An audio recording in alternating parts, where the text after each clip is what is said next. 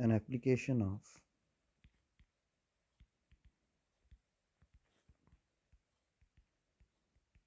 Leibniz theorem for series to derive an important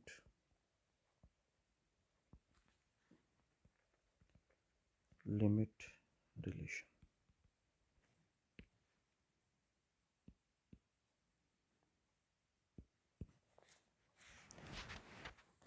So let us recall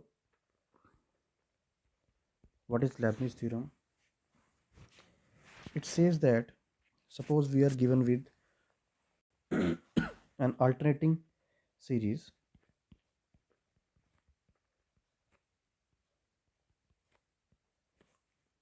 which is nothing but,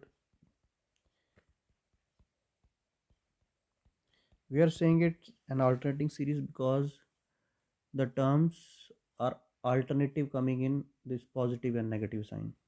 First term is positive, second is negative, and so on.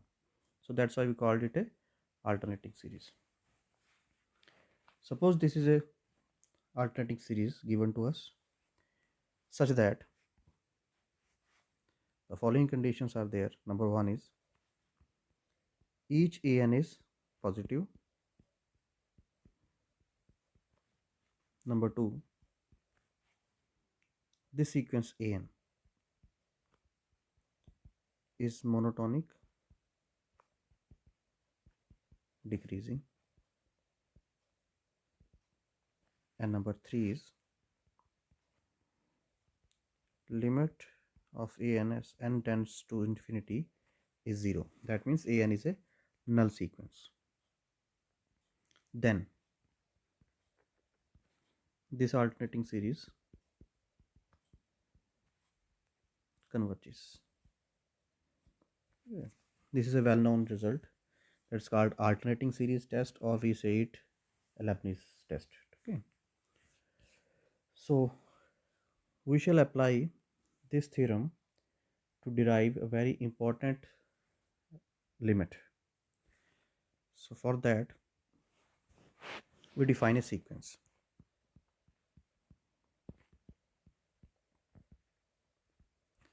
How we are defining this? Like this. The first term of the sequence we taken it as 1. Second term is 1 to 2 1 upon x dx. A3 is 1 by 2. 2 to 3 A5 is 1 by 3. A6 is, and so on. In general,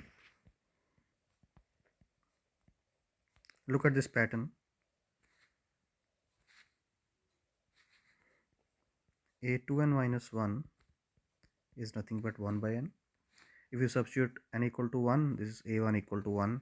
Substitute true, then A3 is equal to 1 by 3, and so on. A3 is equal to 1 by 2. A3, A5 equal to, for n equal to 3, A5 equal to 1 by 3, and so on. And A2n, look at this pattern.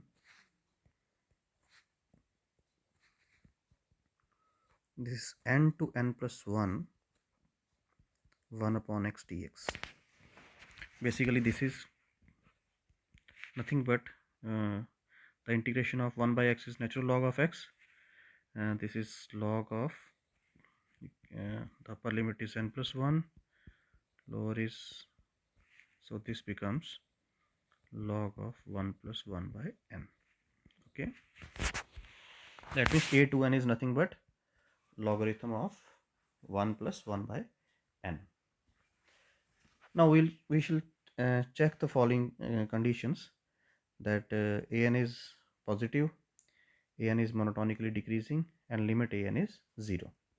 So clearly you can see that if n is odd, then this limit will be 0, and for even index, this limit, because as n goes to infinity, 1 by n goes to 0, So log of 1 will be 0. So clearly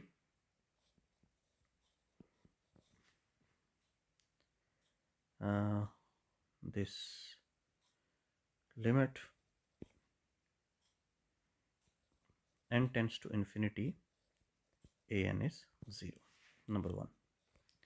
Number 2, also for odd indexes, this the term 1 by n is always positive, and for even indices, this log 1 plus 1 by n, since 1 plus 1 by n is bigger than 0, sorry, bigger than 1, then the natural log of this will be bigger than log of 1, because log is an increasing function and this is equal to 0. So we can say that each term of the sequence an is positive. So it's clearly an is bigger than 0 for every n. Now we have to prove this condition, that an is monotonically decreasing. Now this is non-trivial part. An is monotonically decreasing. So for this we have to show that is an is bigger than an plus 1 for every n. So we have to differentiate it in two cases, when n is even and when n is odd. So we are considering case first, when n is, say, even. So you can write n like this. K is a positive integer, of course. What we have to prove? We have to prove is, we need to show that, or to show that a n, this is bigger than a n plus 1. That is, I am writing a 2k plus 1 as this thing. So by the definition of the sequence, this is 1 by k, sorry, this is k to k plus 1 upon x dx, and this is 1 by k plus 1, or you can say that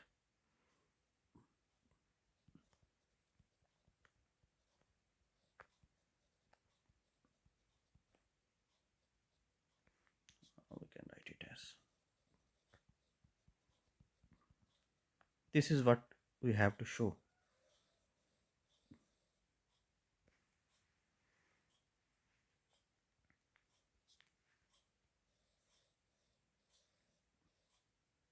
Okay, and for the second case,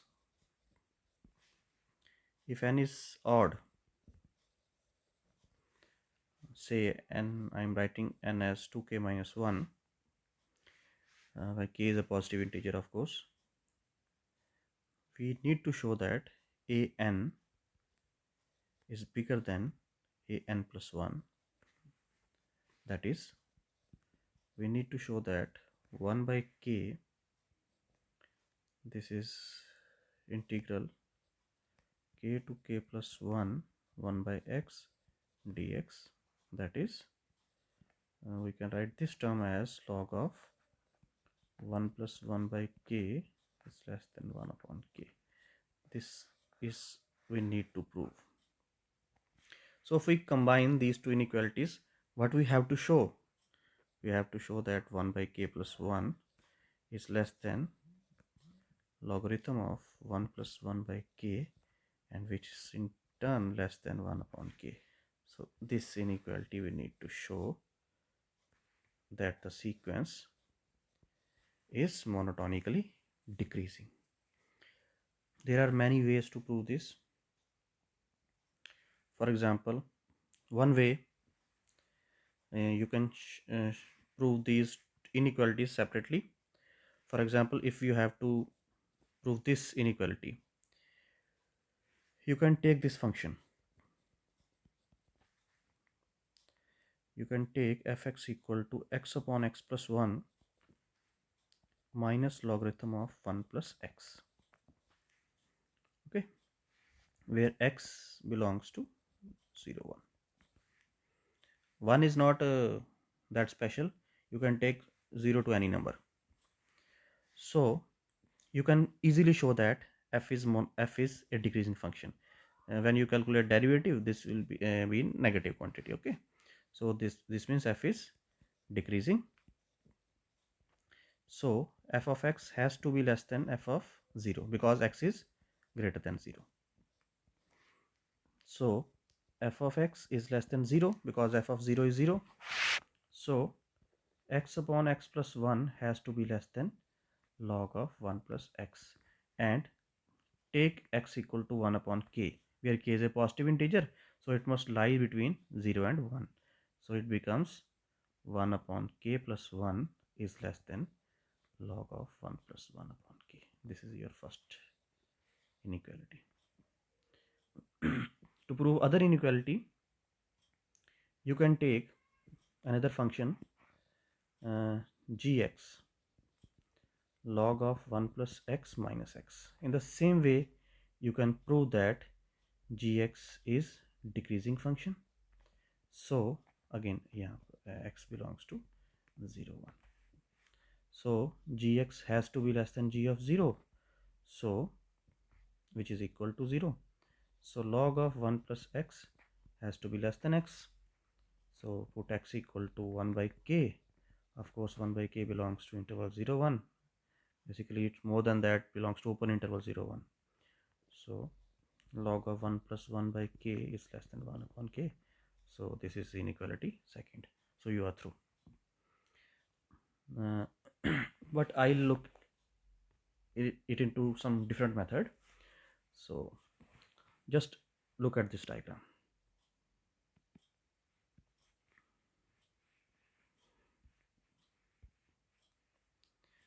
You need not to prove these two inequalities separately.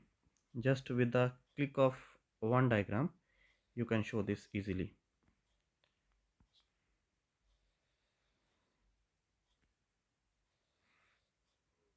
So this is our Cartesian plane, Euclidean plane.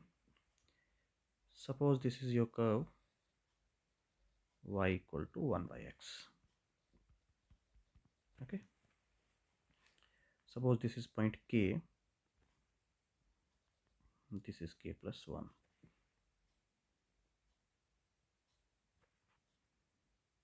Look at this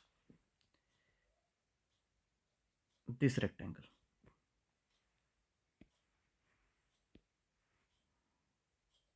This smaller rectangle. Area of this rectangle, the width is 1. This is because k to k plus 1, so difference is 1, so the width is 1. And what is height? This is height. This is what? This is the height corresponding to the point k plus 1, so it has to be equal to k plus 1. So sorry, 1 upon k plus 1, because the function is 1 upon x. So this is 1 upon k plus 1. So this is width and this is length. So the area of the rectangle, the shaded rectangle, has to be equal to 1 upon k plus 1. Now this is less than the area under the curve y equal to 1 upon x and between these 2 points, and that is by definition of definite integral, this is k to k plus 1 1 upon x dx, and certainly this is less than this rectangle, this larger rectangle. And what is area of this larger rectangle? This thing is 1, just as in the case of the smaller rectangle. And now this thing, this length, this is what? This is height the corresponding to point k, so this has to be equal to 1 by k, so area is 1 upon k. You need not to prove the inequalities separately. Just with the click of one diagram, we are through. So the sequence an is monotonically decreasing. Yes. So all the conditions in the hypothesis of Leibniz theorem, they are met. So this series converges by Leibniz test. Okay, since it converges, so it will converge to a finite sum. Say gamma. Say this is converging to gamma. Now we know that if a series, if a sequence converges, then any subsequence of the series will also converge to the same point. So let Sn be the nth partial sum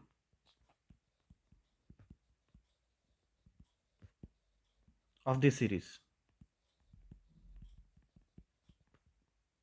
We know that the sequence of partial sum behave just like the series behaves. So look at this, 2n minus 1, 2n minus 1th partial sum. This will be minus a2. With the odd we have positive sign, and with the evens we have negative sign. And with the odd we have positive sign. So this will be 1 minus, this is 1 to 2, 1 by 2, 2 to 3, 1 upon x dx, and so on. This is 1 upon n minus 1, n minus 1 to n, and in the last we have 1 upon n. So look at these terms. This is nothing but the harmonic series minus, you combine these integrals, this is 1 to n, 1 to 2, 2 to 3, so it becomes 1 to n, and this is 1 plus 1 by 2 plus so on up to 1 upon n minus, this is easy observation, integral of 1 by x is log, so this is log n minus log 1, and log 1 is equal to 0. Since the series converges to gamma, so the sequence of partial sums will also converge to gamma, and this is basically a subsequence of this sequence, so this will also converge to gamma as n goes to infinity. That is, gamma is nothing but limit n goes to infinity